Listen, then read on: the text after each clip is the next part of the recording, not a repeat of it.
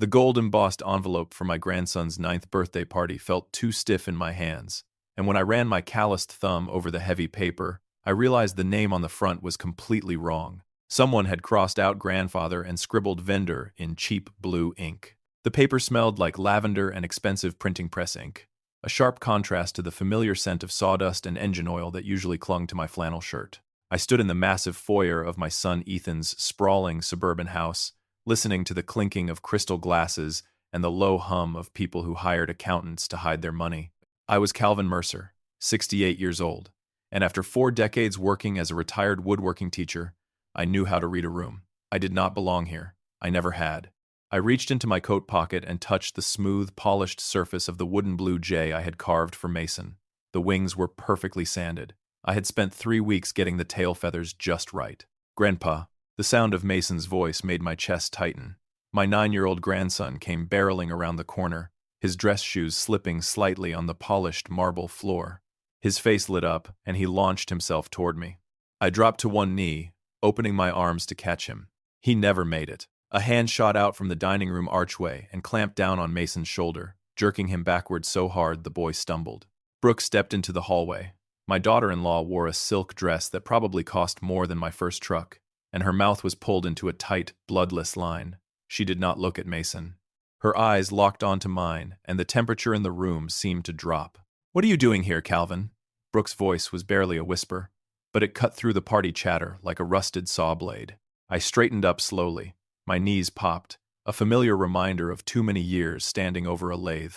Ethan invited me. It is Mason's birthday. Ethan made a mistake. She tightened her grip on her son's shoulder. Mason winced and looked down at his shoes. This is a networking event for the private academy parents, not a family barbecue. I just came to give the boy his gift, I said, keeping my voice steady.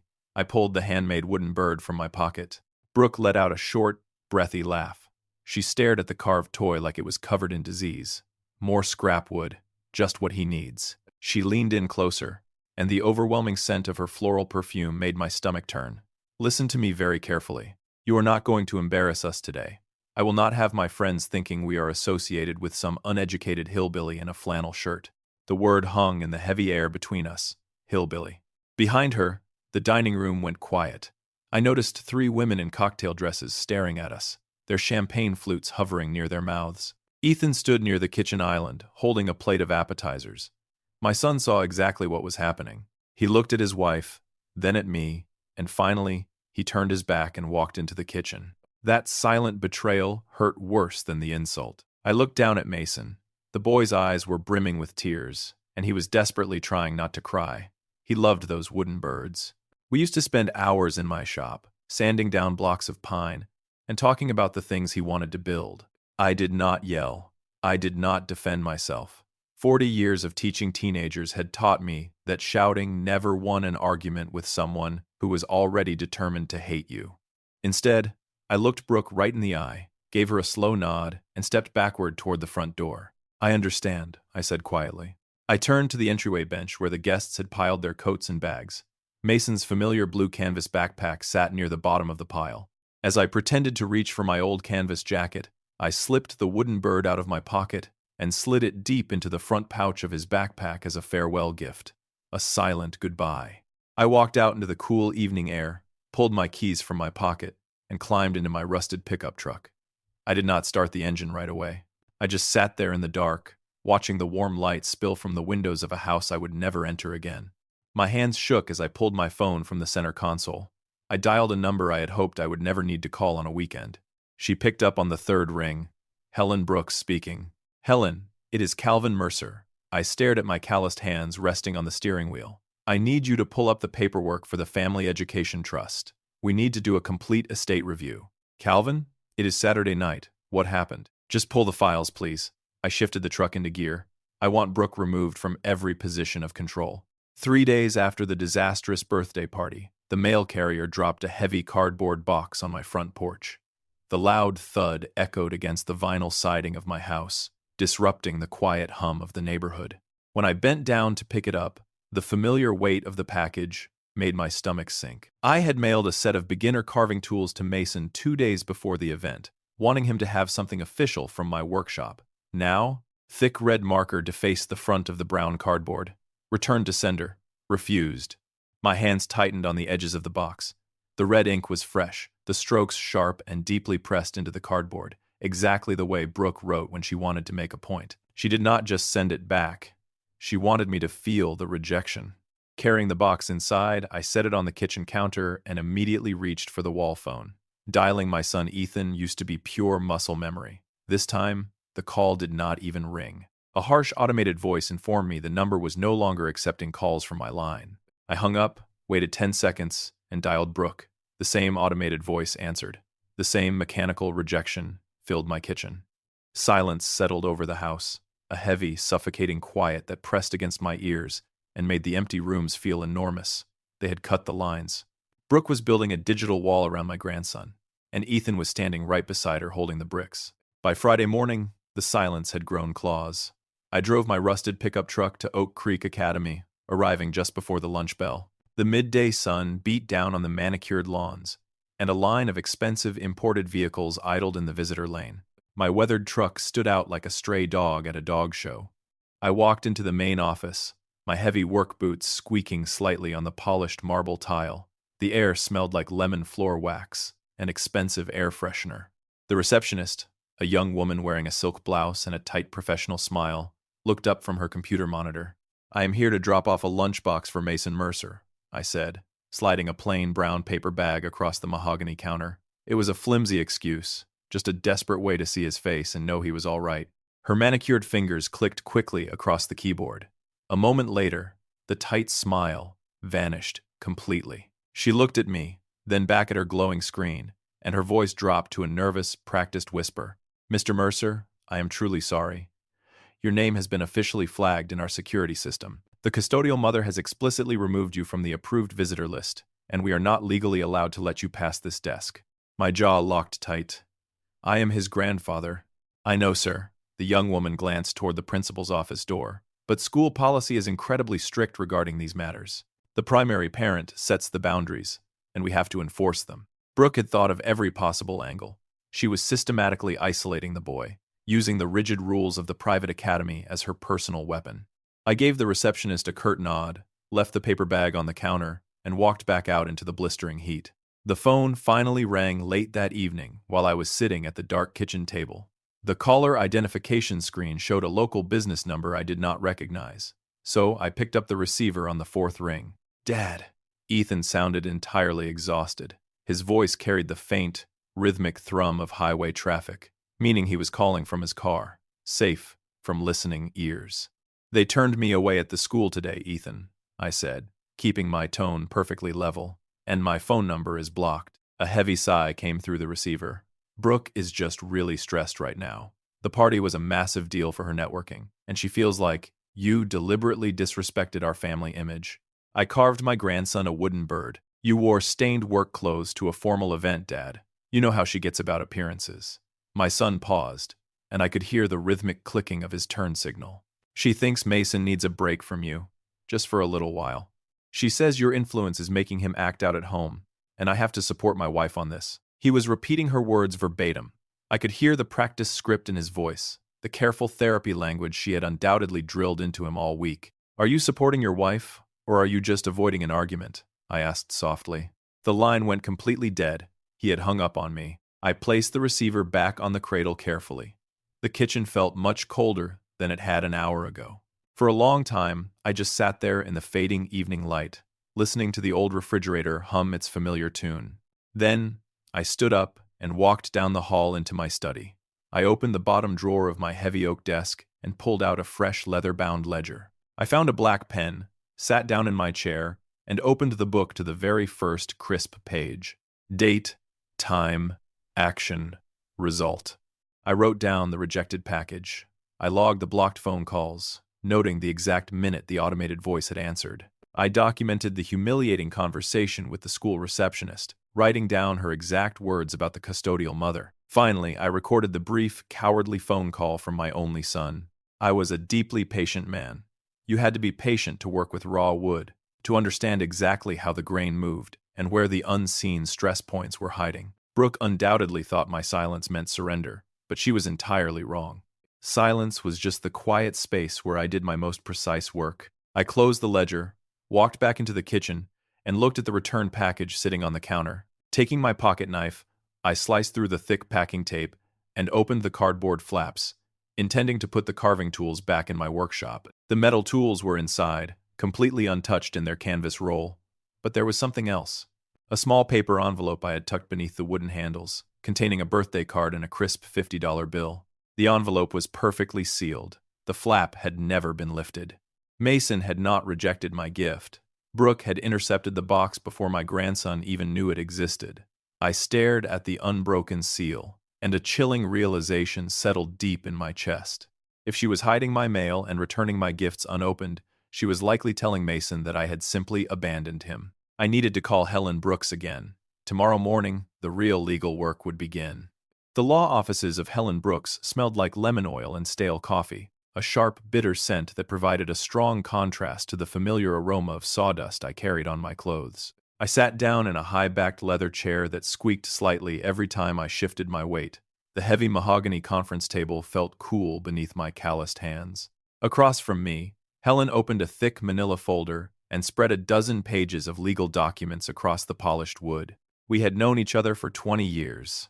The seasoned attorney was the one who helped me set up the original Family Education Trust back when the patents for my modular woodworking curriculum first caught the attention of a national distributor. When my late wife and I sold our inherited timberland up north a few years later, Helen made sure every single dollar went into an ironclad account designed strictly for our grandson's future. Now, I needed to reinforce those iron walls. Brooke is currently listed as the successor trustee if Ethan passes away or becomes incapacitated, the attorney said, tracing a line on the paper with her silver pen. Under the current structure, she also gains discretionary power over all educational disbursements the moment Mason turns 18. Remove her completely, I told her, my voice barely rising above the low hum of the air conditioning vent. Take Ethan off as well. Helen stopped reading and looked up, her dark eyes studying my face. She did not ask about the birthday party or the returned packages because she could hear from my voice that something serious had happened, even though she still did not know the full story. I had left her a very detailed voicemail at 6 in the morning, outlining exactly how my daughter-in-law had barred me from the property. Calvin, if we remove both parents entirely, the trust cannot just sit empty, she explained, leaning back in her squeaky chair. We have to appoint an independent fiduciary to manage the assets, someone outside the family. Daniel Ross, I replied without hesitation.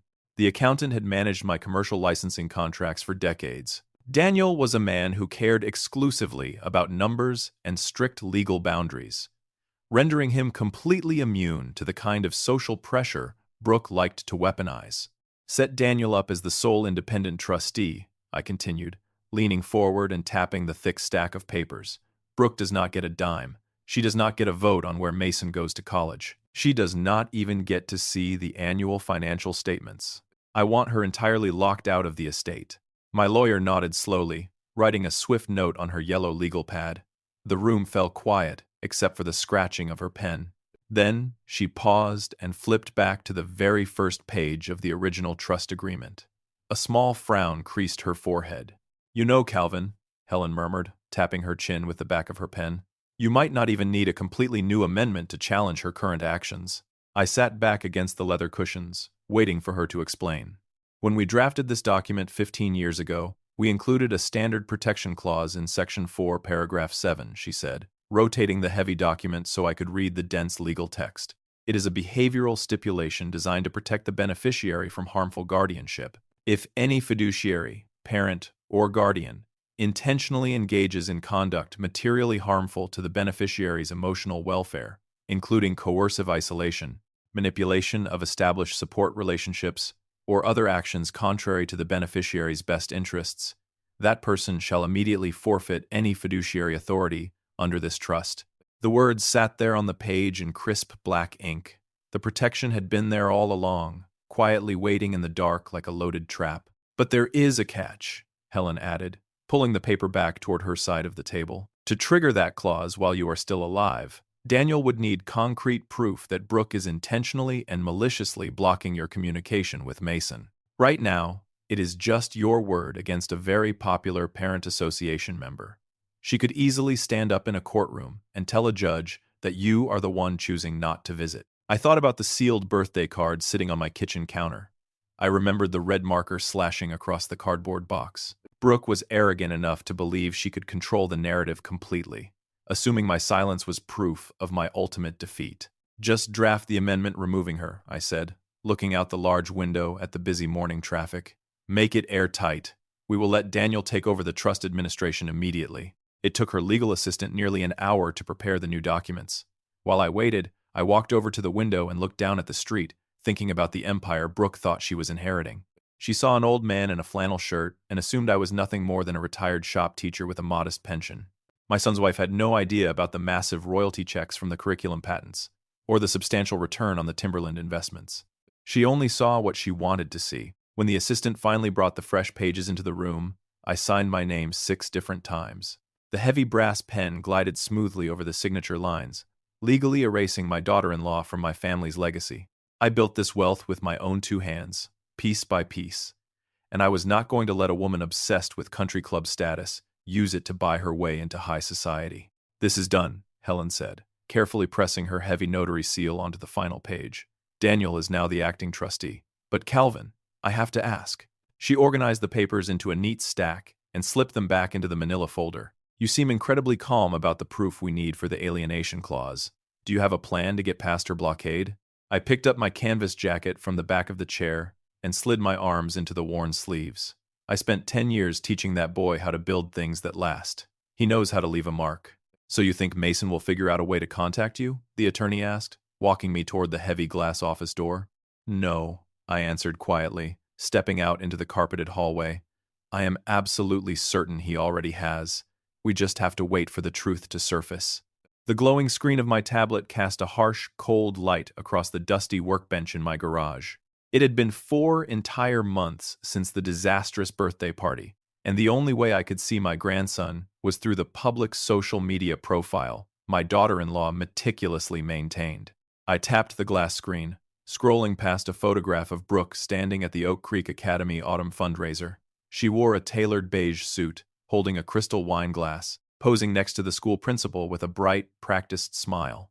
The caption below the picture praised the vital importance of family values and community leadership. She looked like the absolute picture of suburban perfection. But when I zoomed in on the background of the image, the real story emerged. My son Ethan stood near the coat rack, his shoulders slumped, dark circles carved deep beneath his eyes. He was working 60-hour weeks just to fund that flawless lifestyle, and sitting on a wooden bench near the door was Mason. The 9-year-old boy stared down at his polished dress shoes, completely isolated from the wealthy parents mingling around him. He did not look like a child enjoying a prestigious school event. He looked like a prisoner waiting for his sentence. Those pictures painted a masterpiece of a happy home, yet I knew the canvas was already tearing. I just did not realize how fast it would rip until the following Tuesday night. The autumn rain was drumming heavily against the aluminum roof of my workshop when headlights swept across the frosted window. A car engine idled in the driveway for a long time before the heavy wooden door finally creaked open. Ethan stepped inside, dripping wet, still wearing his wrinkled gray office suit. He did not say hello, and he did not bother shaking the water from his coat. The man just walked over to the old wooden stool near my lathe and collapsed onto it, burying his face in his hands. "I cannot keep doing this, Dad," Ethan whispered, his voice cracking over the steady sound of the rain. "Brooke is losing her mind over this Academy board member election. She spent $5,000 on a silent auction basket just to impress the committee chairman." I set down my sanding block and wiped my hands on a shop rag, giving him a moment to breathe. The smell of wet wool and exhaustion radiated off him. "You look terrible, son." "I am," he admitted, looking up with bloodshot eyes. "But it is not just the work, and it is not the money. It is Mason. He barely speaks anymore."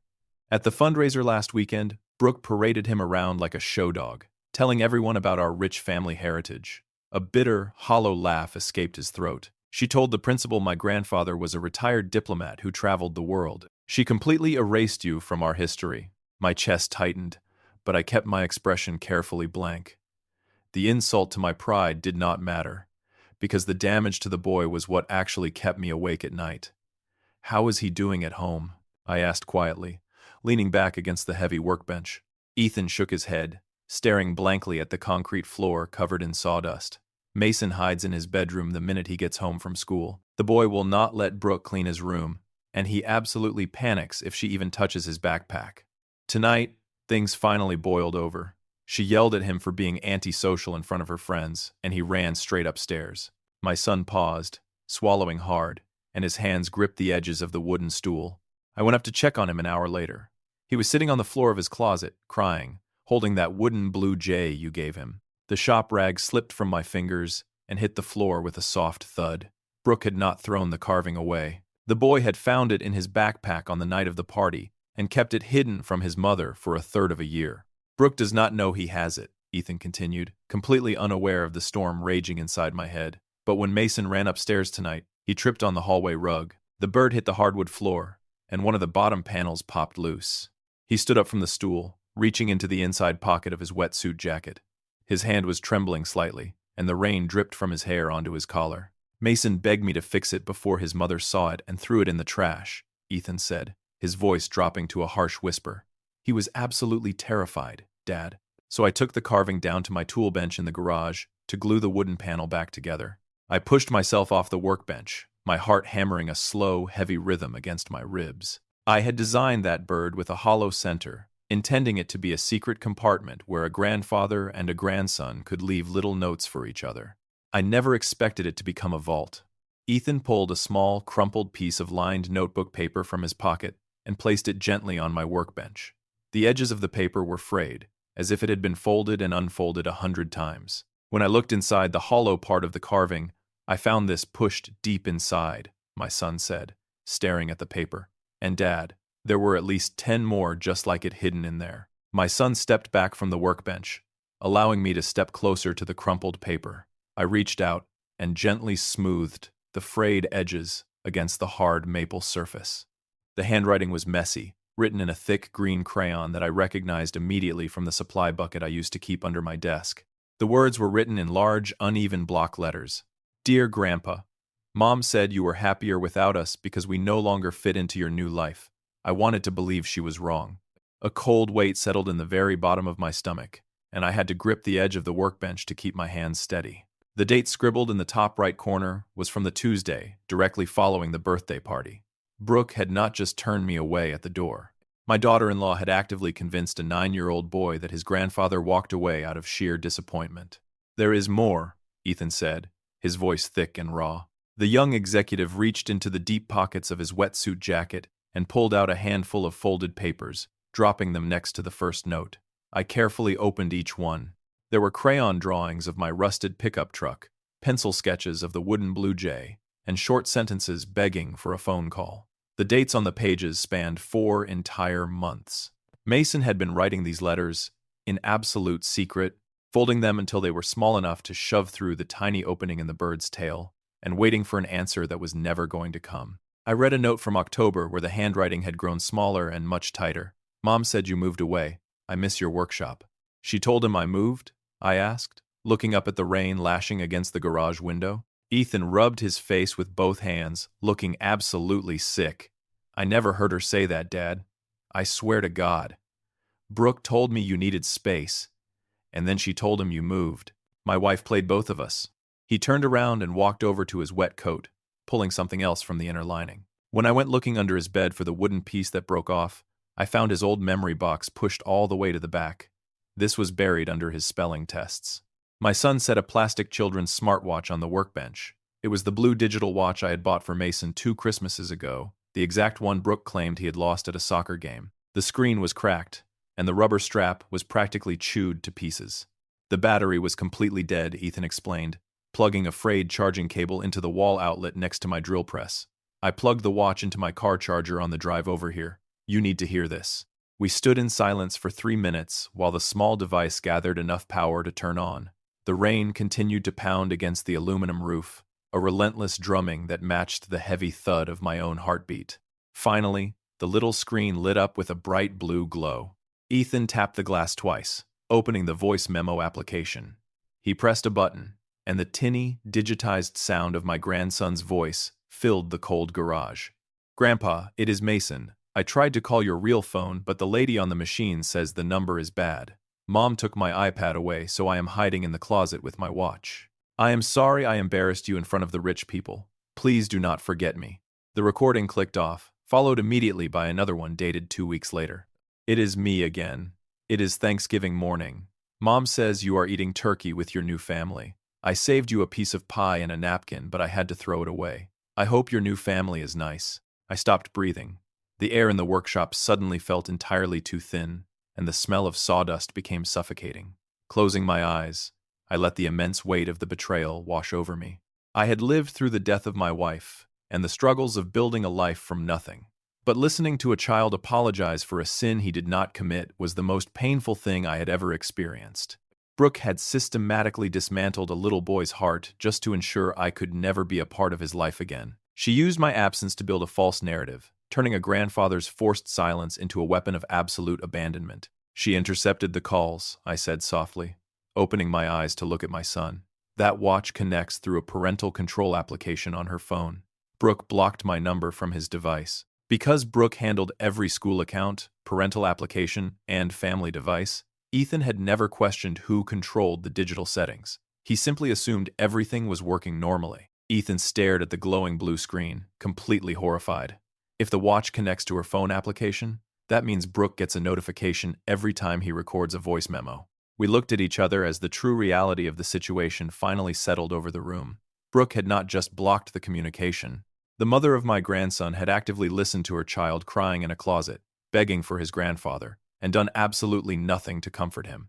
She simply let him believe he was unloved. I reached out and placed my hand over the cracked watch screen, silencing the device. My grief vanished entirely, instantly replaced by a cold, sharp clarity that felt exactly like forged steel. "Dad!" Ethan whispered, pointing at the small digital interface as a notification suddenly popped up on the tiny screen. "Look at the storage capacity bar." I moved my hand away. The screen indicated that the local storage was completely full, displaying a flashing red icon. "Those were just the voice memos from November," my son said, his hands beginning to shake again. "The audio archive folder says there are another 12 voice recordings hidden in the memory card, and we have not even opened the missed call logs yet." The glowing red battery icon on the small plastic smartwatch blinked twice before the screen went completely black. The battery had finally died, leaving my garage in absolute silence, except for the relentless rain drumming against the aluminum roof. We had already heard enough. The tinny, desperate sound of my grandson crying in his closet hung heavily in the damp air between my son and me. "Stay right here," I told Ethan. I left the cold workshop and walked down the quiet hallway into my study. Reaching into the bottom drawer of my heavy oak desk, I pulled out my leather-bound ledger. I also grabbed a thick manila envelope containing every certified postal receipt I had collected over the last 4 months. When I returned to the workbench, Ethan had not moved a single inch. The young executive was staring blindly at his own empty hands, looking exactly like a man who had just watched his entire house burn to the ground. I set the ledger on the maplewood surface and opened it to the very first page. "Open your phone, Ethan. Log into your family's cellular provider account. We are going to check the network block list." He pulled his device from his pocket, and his thumbs shook slightly as he typed in his security password. A moment later, the network restrictions page loaded on his screen. There it was. My home phone number and my mobile number were both listed under the restricted contacts for Mason's specific device. The restriction had been added at 10 in the morning on the Sunday, directly following the birthday party. "She locked me out before the caterers even finished washing the dishes," I said softly, sliding my ledger across the table. "Read the entry for October 12th. Ethan leaned forward, his tired eyes scanning my precise handwriting. "You sent a registered package. It was refused at the door. Now look at the paper notes you found inside the wooden bird," I instructed, pointing to the crumpled stack of handwritten letters sitting near my tools. Ethan reached out and picked up a piece of lined notebook paper. He swallowed hard, and a pale, sickly color washed over his face. "October 12th, he whispered. "Mason wrote that he waited by the window all afternoon. He was upstairs the whole time. Brooke must have told him. The mail truck drove right past our house without stopping." The physical evidence was damning, but the digital trail my daughter-in-law left behind was far worse. My son kept digging through his account settings, his breathing growing shallow and fast. He checked the email filters on the family computer network. Brooke had created a silent rule on his personal email account. Every single message from my address was automatically archived, marked as read, and hidden in a buried folder so Ethan would never receive a notification on his phone. "I thought you were just giving us the silent treatment," Ethan said, his voice dropping to a hoarse rasp. "I thought you were punishing me for not standing up to her at the party. I had absolutely no idea you were trying to reach us." "Brooke built a wall," I replied, leaning against the cold metal edge of the drill press, "and she made sure neither of us could see over it." The young man buried his face in his hands again, letting out a long, ragged breath. When he finally looked up, something new flickered in his eyes. It was not just guilt anymore. It was a cold, sharp realization of the woman he had married. "Last month," Ethan started, his words slow and deliberate. "Brooke had her friend Sarah over for wine on the back patio. I was in the kitchen washing dishes, and the window was open. I heard them talking about the family friction. I waited quietly, letting the silence draw the ugly truth out of him. Sarah asked if Mason was still crying about your workshop," Ethan continued, his fists clenching tight on his lap. Brooke laughed. She actually laughed. "Dad." She told Sarah that out of sight means out of mind. "My wife said Mason would eventually forget you entirely, and that kids have short memories when you replace their cheap wooden toys with expensive video games." The words hit me like a physical blow to the chest, but I refused to let my posture slip. Brooke did not just want distance. She wanted complete erasure. She intended to replace genuine family love with purchased distractions, treating my grandson like a corrupted hard drive that just needed to be wiped clean. The next morning, the rain finally stopped, leaving the suburban streets slick and gray. Ethan and I sat side by side in the polished mahogany conference room of Helen Brooks. The seasoned attorney wore a sharp navy suit, her reading glasses perched low on her nose as she reviewed the evidence we had spread across the massive table. The leather ledger, the certified mail receipts, the printed cellular logs showing the exact time the communication block was initiated, and sitting right in the center of it all was the battered plastic smartwatch. Helen picked up the printouts, her eyes moving rapidly across the columns of data. She was a woman who rarely showed any emotion, but her jaw muscles tightened visibly as she matched the dates of the blocked calls to the dates of my returned letters. "This is a perfectly executed pattern," Helen said, setting the papers down and looking at us. "Parental alienation is notoriously difficult to prove in a trust dispute because it usually comes down to hearsay. One person claims isolation, and the other claims voluntary estrangement." She tapped her silver pen against the plastic watch. "But this is not hearsay. This is a documented, digital timeline of intentional malice." She blocked the numbers, intercepted registered mail, and manipulated the communication network while the child was actively seeking contact. "Is it enough to trigger the behavioral clause in the trust?" I asked, keeping my voice perfectly level. "More than enough," the attorney confirmed with a sharp nod. "Daniel Ross can legally assume full administrative control of the Family Education Trust immediately. Brooke will be completely stripped of her successor status, and she will have absolutely zero access to Mason's educational funds." Helen gathered the papers into a neat stack, slipping them into a thick red legal folder. Then, she looked directly at my son. "The annual Oak Creek Academy Scholarship Ceremony is next Friday," Helen stated, leaning forward and folding her hands on the table. "Calvin is the anonymous donor for their primary applied science grant, and the school board has been begging him to present the award in person this year." Ethan looked confused for a moment, his brow furrowing as he processed the information. "Brooke is on the planning committee for that ceremony. She has been bragging about securing the mystery donor all month." My lawyer offered a small, terrifying smile. "Then she is going to have a very interesting evening." I picked up my canvas jacket and stood from the leather chair. The legal trap was fully armed and ready to snap shut, but there was still one missing piece. I looked at my son, waiting to see what kind of man he was going to be. "I am going home, Dad," Ethan said, standing up and pushing his heavy chair in. His voice lacked the nervous hesitation I had heard for years. "I need to go look through the rest of those old devices, and then I need to have a conversation with my wife." The smell of fresh pine shavings usually calmed my nerves, but this Thursday evening, the heavy scent offered absolutely no comfort. I was running a piece of rough cherry wood through the hand planer, letting the loud whine of the machine drown out the quiet in my empty garage. My hands moved entirely on autopilot. We had armed the legal trap at the attorney's office yesterday morning, and now, all we could do was wait for the hammer to drop. Then the heavy side door swung open, letting a gust of cold autumn wind sweep across the concrete floor. Ethan stepped into the workshop, and he looked like a man who had not slept in a month. His expensive silk tie was gone, his collar hung open, and his shoulders were hunched against the chill. My son walked slowly toward the workbench, kicking up a small cloud of sawdust with his leather dress shoes, before collapsing onto the old wooden stool in the corner. He had gone home to check the old devices and question his wife, just as he promised. I turned off the planer, grabbed a rag to wipe the grease from my palms, and waited for him to speak. For nearly a week, I kept checking every old device, every archived email, and every forgotten storage box before I finally confronted her, Ethan said, staring blankly at the floor. After we left Helen Brooks, I drove back to the house and waited until Mason went to sleep. Then I pulled the digital calendar records and device histories from the family router. He let out a harsh, bitter laugh. Brooke was standing in the kitchen, arranging expensive white hydrangeas in a crystal vase. I laid the printed block lists right on the marble island in front of her. I leaned against the edge of the workbench, crossing my arms over my flannel shirt. I knew exactly how my daughter-in-law would react to being cornered. She lied, Ethan whispered, his voice cracking slightly. She did not even blink, Dad. Brooke just poured herself a glass of wine and told me the network must have glitched. When I showed her the timestamps proving someone manually intercepted the calls on the exact day of the birthday party, she just smiled. The young executive swallowed hard, and his hands gripped the edges of the stool until his knuckles turned completely white. He described how his wife had calmly sipped her wine, looking at him with practiced pity. She used all her favorite wellness words, telling Ethan she was simply protecting their family boundaries and shielding Mason from negative energy. I asked her about the smartwatch recordings, my son continued, looking up at me with red, rimmed eyes. I asked her how she could listen to our boy crying in a closet and do absolutely nothing.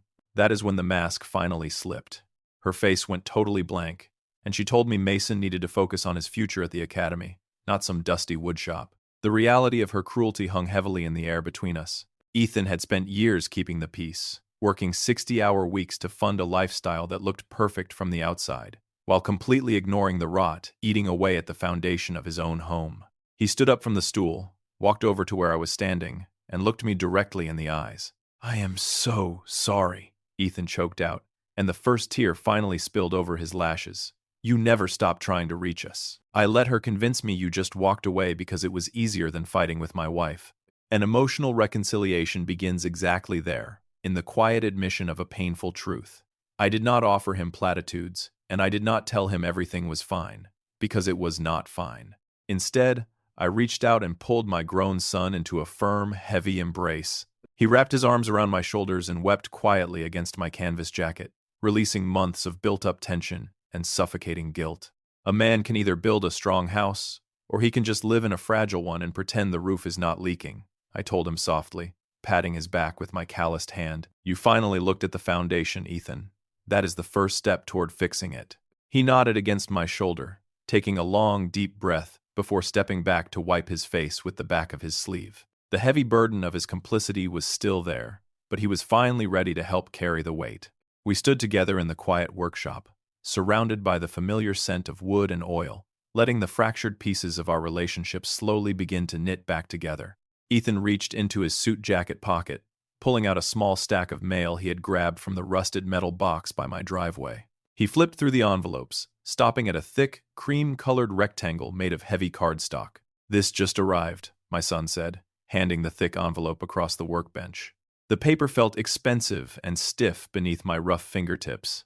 I flipped it over, breaking the gold wax seal that held the flap closed. Inside, a beautiful piece of embossed stationery caught the harsh overhead light of the garage. It was the official invitation to the annual Oak Creek Academy Scholarship Ceremony. The cursive black letters formally requested the presence of Calvin Mercer at the grand gala tomorrow evening.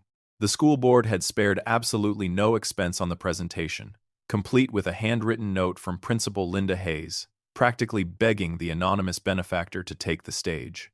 "Brooke has been talking about this event for weeks," Ethan murmured, reading the fancy lettering over my shoulder. "She is leading the parent committee, and she is absolutely convinced she is going to be the one standing on stage, shaking the donor's hand for the cameras." I traced my thumb over the gold foil border of the invitation.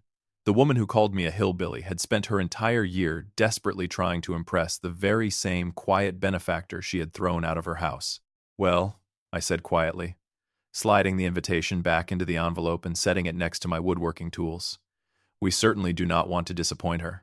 The grand ballroom of the Oak Creek Academy smelled of roasted duck, expensive floral arrangements, and the faint underlying scent of lemon floor wax.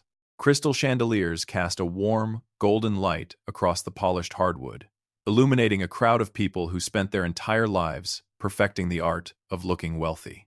I stood quietly in the deep shadows near the heavy oak entrance doors, wearing a tailored charcoal suit that fit my broad shoulders perfectly. It was not an imported designer label, but the fabric was crisp and the cut was dignified. Ethan stood right beside me, his hands shoved deep into his trouser pockets. My son looked exhausted, but the terrible weight of keeping his wife's secrets was finally gone from his shoulders. We were flanked by Helen Brooks and Daniel Ross, forming a silent wall of legal and financial ruin just waiting in the dark. Across the massive room, Brooke was holding court near the acrylic presentation stage. Her gold sequin dress caught every single light in the ballroom, making her look like a beacon of suburban success. She held a crystal champagne flute in her manicured hand, gesturing broadly as she entertained a circle of Academy board members. Even from 100 feet away, her sharp, practiced laughter carried over the soft melodies of the string quartet playing in the corner.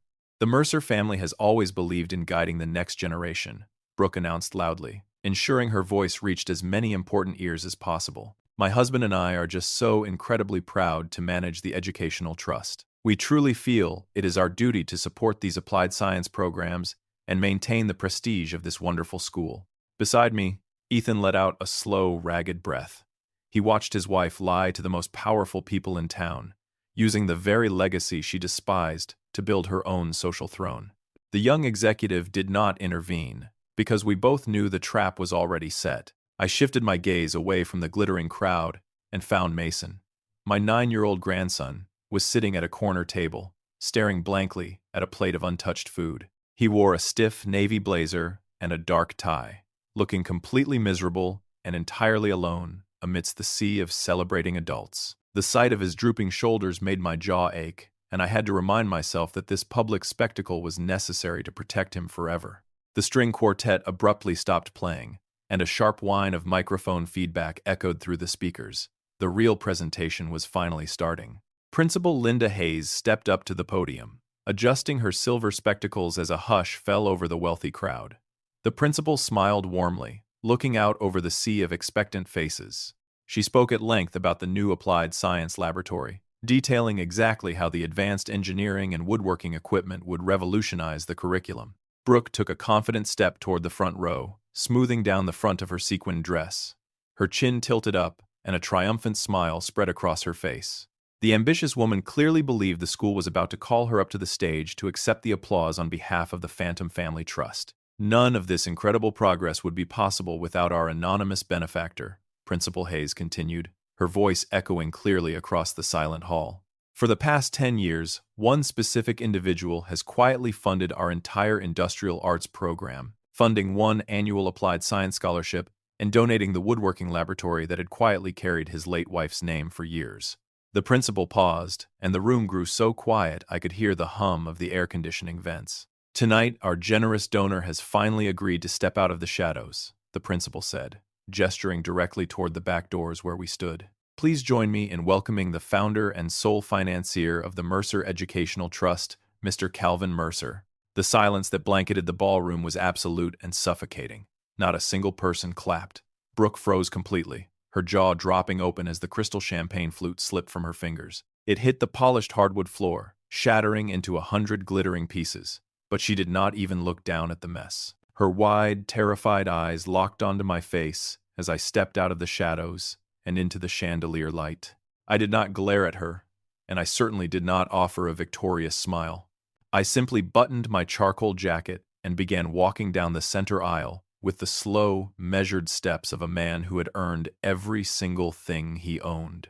The wealthy parents parted like water, their faces pale with sudden, crushing realization. The man they had mocked, the uneducated hillbilly in the stained flannel shirt, was the very foundation holding up their prestigious academy. Whispers broke out among the board members, sharp and panicked, as they finally connected the dots between my daughter-in-law's arrogant boasting and my silent arrival. When I reached the front of the room, I did not look at Brooke. I walked straight past her frozen figure and stopped right at the edge of the stage where Mason was sitting. The boy jumped out of his chair, his eyes wide and brimming with sudden tears. I reached out and rested my heavy, calloused hand on his shoulder, giving it a gentle squeeze.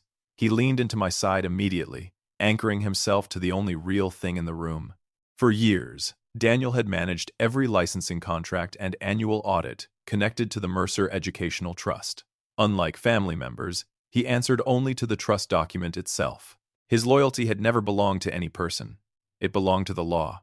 The independent accountant approached the microphone, adjusting his red silk tie with crisp precision. "Good evening," Daniel said, his voice echoing with cold authority. "As the newly appointed and sole independent trustee of the Mercer estate, I am here to formally present the donation records and transfer the final endowment." A collective gasp rippled through the crowd as the words "sole independent trustee" registered in their minds. Brooke swayed on her feet, the blood completely draining from her face as she realized her entire kingdom had just evaporated into thin air. But before she could even utter a single word of protest, Helen Brooks stepped into the bright stage light holding a heavy, cream-colored envelope. And as legal counsel for the estate, the seasoned attorney announced, her sharp gaze fixing directly on the trembling woman in the front row, "I simply wish to confirm that the Mercer Educational Trust has already completed its legal transition under its governing documents. All affected parties have been properly notified through private legal channels." The sharp, echoing voice of Helen Brooks had effectively ended my daughter-in-law's social climbing career in exactly 2 sentences. Standing under the crystal chandeliers of the Academy ballroom, the attorney had publicly confirmed that the legal transition had already taken effect, without revealing any private legal details. That announcement alone stripped Brooke of any remaining authority to represent the Mercer Educational Trust. The wealthy crowd had instantly turned their backs on the ambitious woman, sensing the shift in power. But the public humiliation was only the prologue. The true justice arrived the following Monday morning. We sat around the heavy mahogany table in my attorney's private office.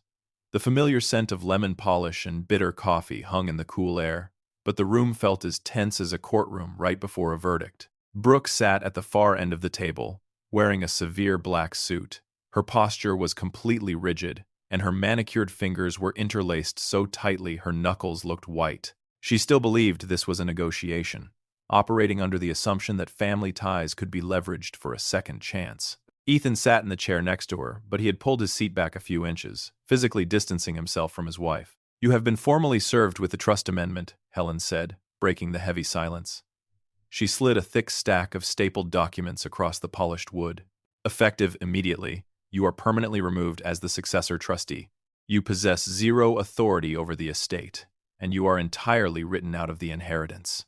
Brooke let out a short, dismissive laugh. She reached out and pushed the papers back toward the center of the table. "You cannot simply dissolve my legal standing because Calvin got his feelings hurt over a birthday party. A judge will laugh you right out of the courthouse." "We are not going to a courthouse," Daniel Ross interjected calmly.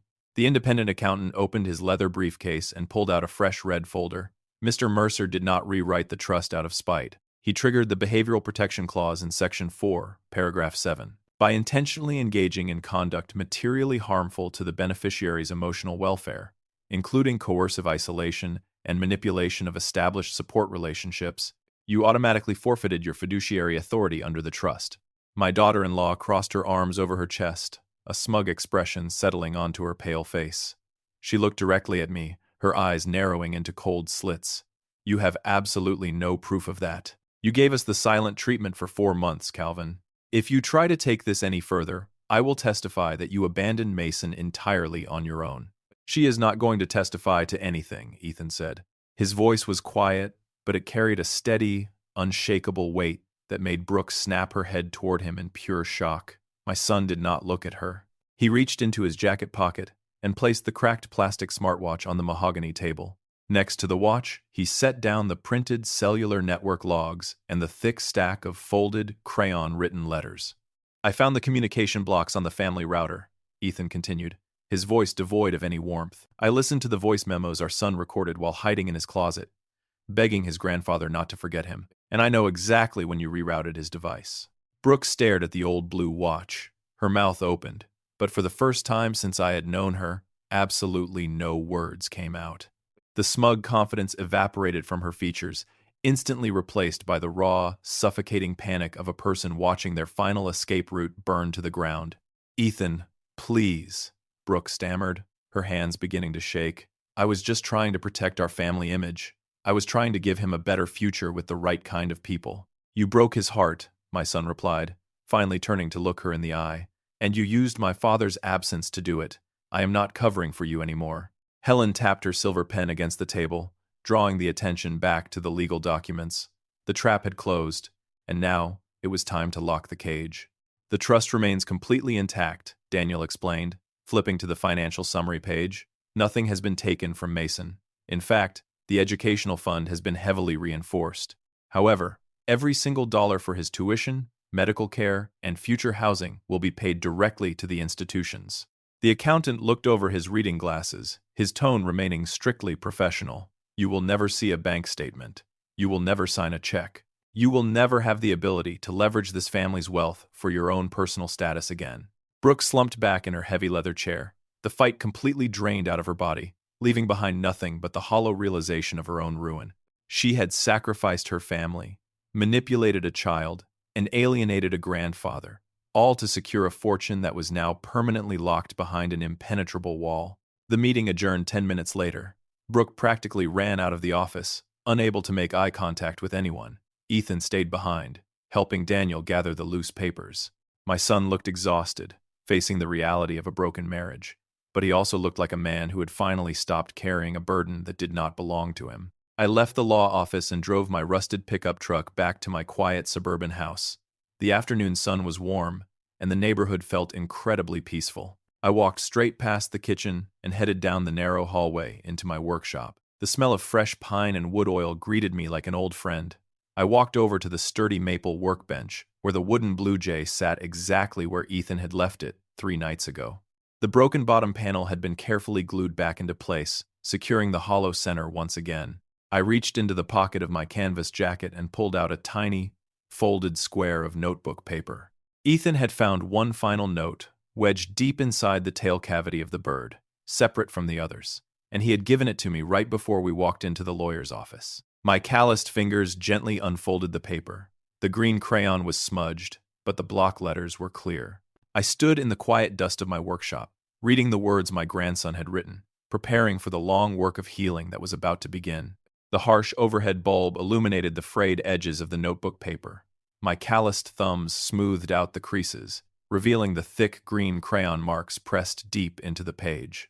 Ethan had found this specific letter wedged far up inside the tail cavity of the wooden bird, completely separated from the older, desperate pleas for attention. This note did not look like the others.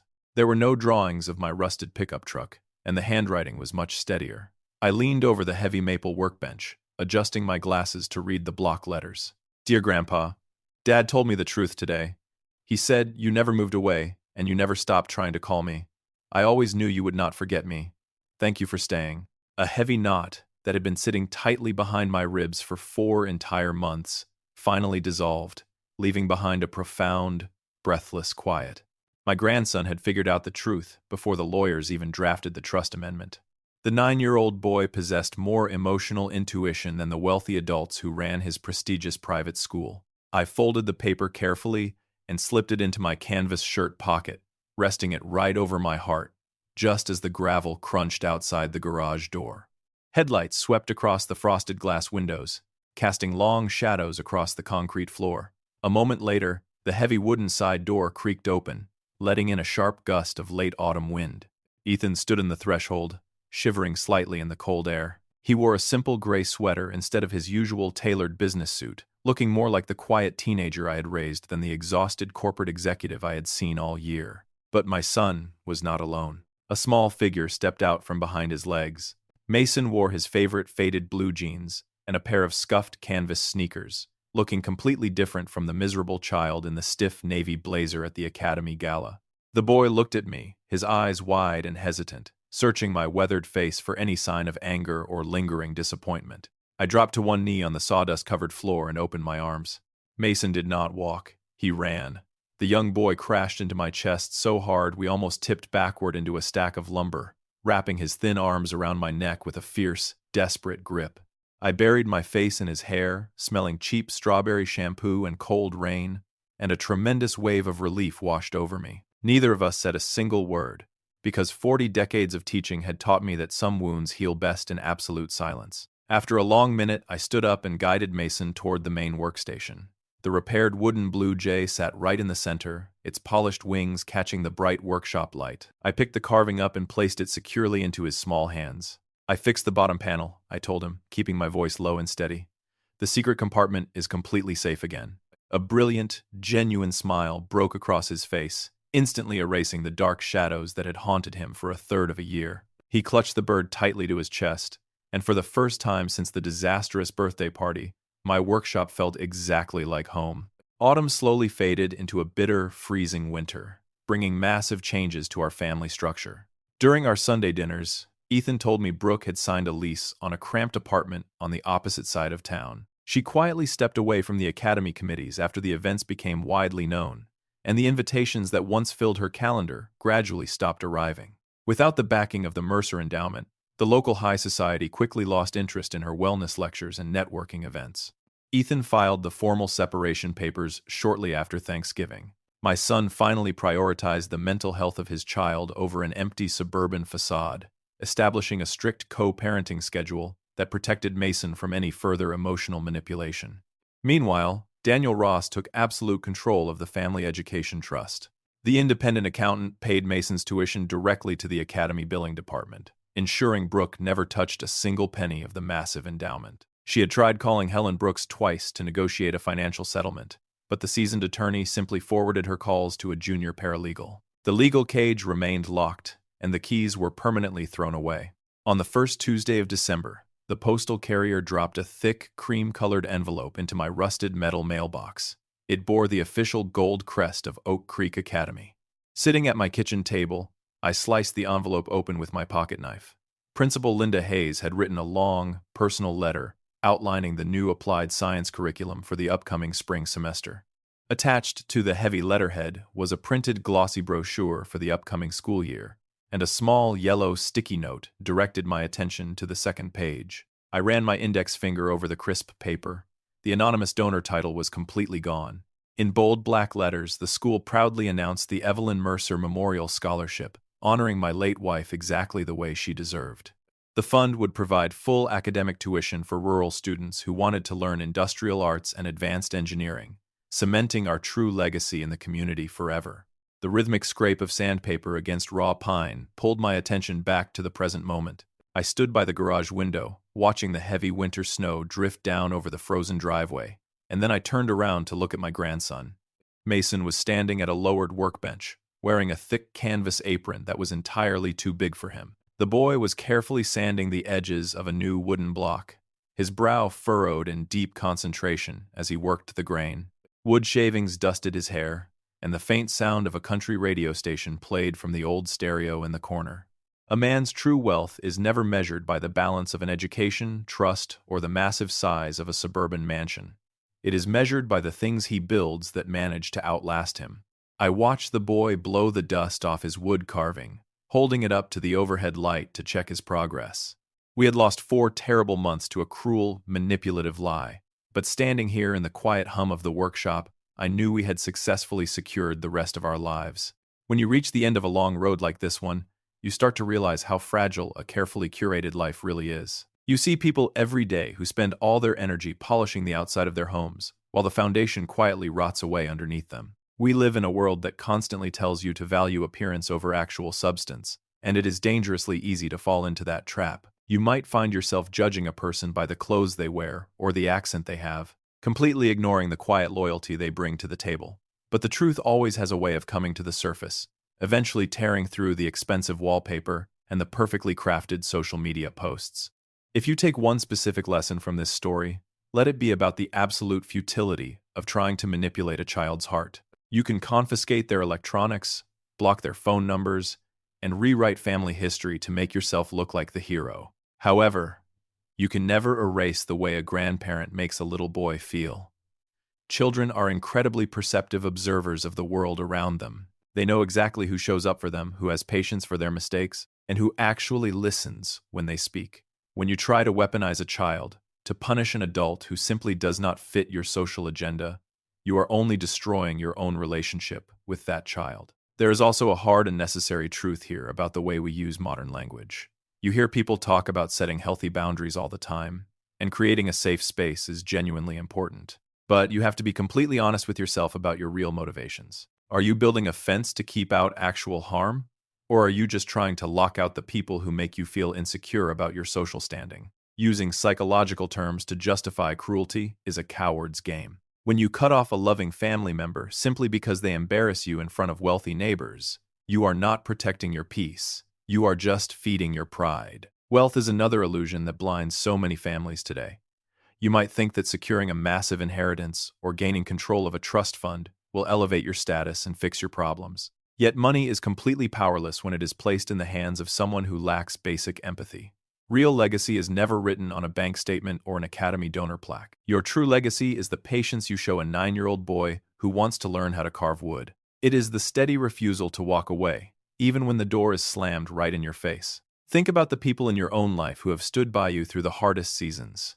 Consider the quiet ones who do not demand the spotlight, but always show up when the heavy lifting needs to be done. Have you ever let the pressure of society or the fear of embarrassment push you into turning your back on someone who genuinely cared for you? If you were standing in the middle of that Academy ballroom and watching the truth finally come to light, would you have the courage to admit your own mistakes before it was too late? I would love to hear your perspective, so please share your story in the comments below and tell me how you would have handled the secret inside the wooden bird.